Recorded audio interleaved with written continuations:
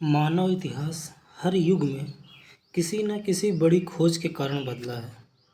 कभी पहिए का आविष्कार हुआ, फिर बिजली आई, उसके बाद कंप्यूटर और इंटरनेट ने दुनिया ही बदल दी। अब 21वीं सदी में एआई एक ऐसी तकनीक बनकर उभरी है जो मानव जीवन में लगभग हर क्षेत्र को प्रभावित कर रही है। आज एआई मोबाइल फ़ोन, अस्पताल, बैंक, स्कूल, कारखाने और यहाँ तक कि हमारे घरों में भी अपनी जगह बना चुका है। नमस्कार दोस्तों, कॉमन डॉट्स चैनल पे आप लोगों का स्वागत है। हम कहते हैं ना कि आने वाली दुनिया एआई की है। बिल्कुल सही बात है।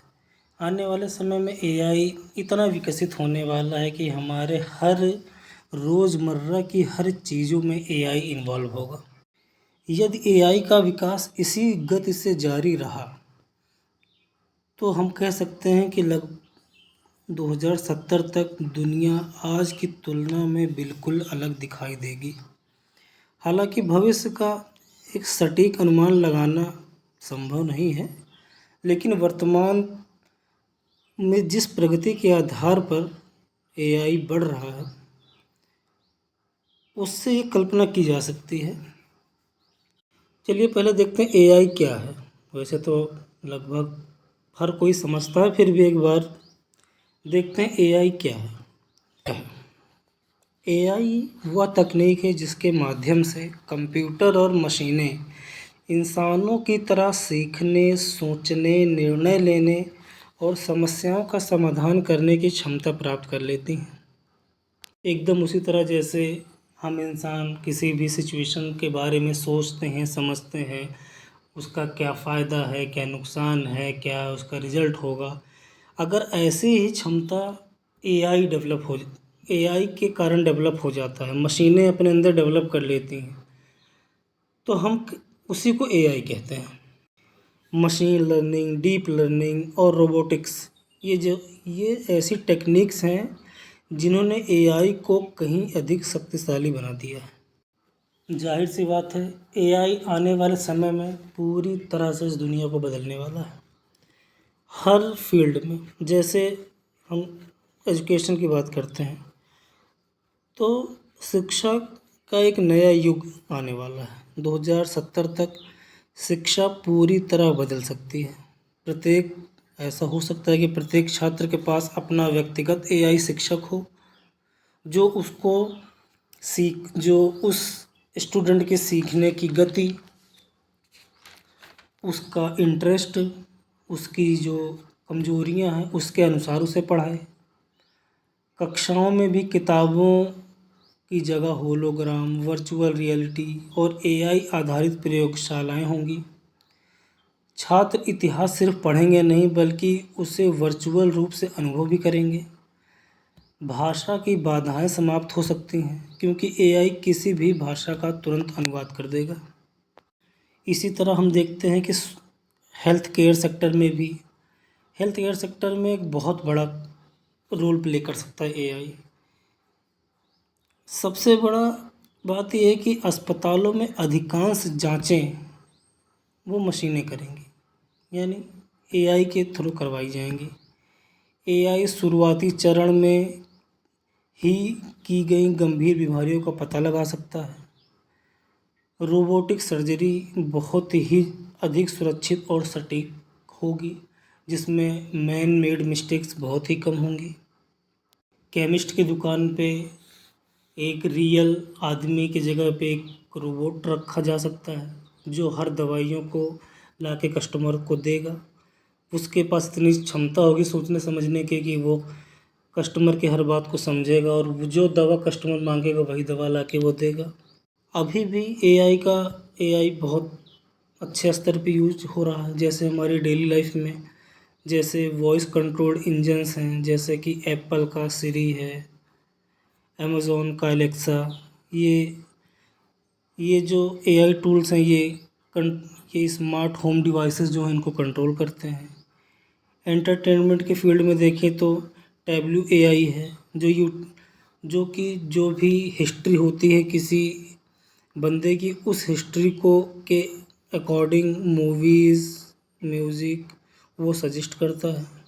बिजनेस के फील्ड में देखो बहुत अच्छा एआई का यूज होने लगा है।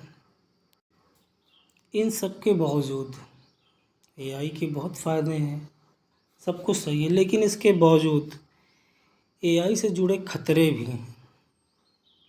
तो ऐसे हम एआई से जुड़े कुछ खतरे और मुश्किलों के बारे में देखते हैं। जैसे कि कंट्रोल हाथ से जाने का डर है। हो सकता है एआई इतना मजबूत हो जाए, उस स्तर तक डेवलप हो जाए कि वो सारे डिसीजंस खुद लेने लगे, और जब ऐसा टाइम आएगा कि एआई इंसानों से हट के डिसीजन खुद लेने लगेगा, तब वो हमारे लिए खतरा बन जाएगा। एआई हथियारों का शक्ल ले सकते हैं। इंसान के दिए गए काम को वो गलत समझ सकते हैं। अपने मन से अपना टास्क पूरा करने लग सकते हैं। गलत हाथों में जाने का डर है। समाज की जो नैतिकता है उसको लेकर ना समझिए, क्योंकि एआई के अंदर ये दिमाग तो नहीं रहेगा ना कि वो समाज में के लिए क्या नैतिक है क्या अनैतिक है इस चीज़ का डिसीजन ले पाए। ऐसा नहीं कर पाएगा। हम देखें तो आम आदमी ही नहीं, बड़े बड़े एक्सपर्ट भी एआई से डरे हुए हैं। जैसे हम बात करते हैं सुंदर पिचाई के, उन्होंने कहा है कि नियम होना बहुत ज़रूरी है। कंपनियों को खुली छूट नहीं दी जा सकती है, नहीं तो एआई का मिसयूज होगा। हमारे बहुत बड़े वैज्ञानिक जो अब नहीं रहे, स्टीफन हॉकिंग साहब, उन्होंने एआई को सबसे बड़ी सफलता के साथ सबसे बड़ा खतरा भी माना है। उन्होंने कहा कि अगर हम तैयार नहीं हुए तो सभ्यता के लिए सबसे बड़ा खतरा एआई हो सकता है। इसी तरह हम देखते हैं एलन मस्क, उन्होंने भी कहा कि हमारे अस्तित्व पर सबसे बड़ा कोई खतरा बन सकता है तो वो AI. Russian president Vladimir Putin साहब ने भी कहा कि एआई में अनंत संभावनाएं हैं, इसकी कोई सीमा नहीं है, और जो जो देश एआई में जितना मजबूत होगा वही इस दुनिया पे राज करेगा। तो कहने का मतलब ये है कि एआई जितना भविष्य को उज्जवल बना सकता है उतना ही भविष्य को खतरे में भी डाल सकता है। इसलिए जो एआई के गॉडफादर जिनको कहा जाता है, जेफरी हिंटन साहब,